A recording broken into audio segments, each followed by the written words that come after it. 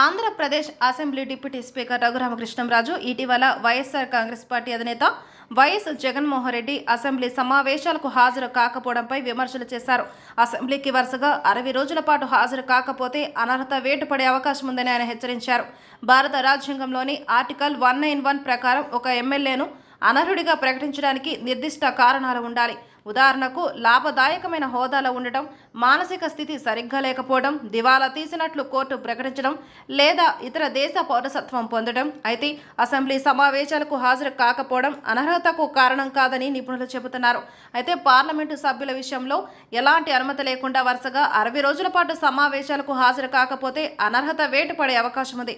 అయితే ఈ నియమం రాష్ట్ర అసెంబ్లీలకు వర్తించదని నిపుణులు సూచిస్తున్నారు. కాబట్టి వైఎస్ జగన్ అసెంబ్లీకి హాజరు కాకపోవడం అనర్హతకు కారణం కాకపోవచ్చు. అయితే ఈ అంశంపై స్పీకర్ నిర్ణయం కీలకమవుతుంది. రఘురామరాజు మాత్రం తన ముందుకు జగన్ను రప్పించేందుకు పెద్ద ప్లానింగ్లే చేస్తున్నారు.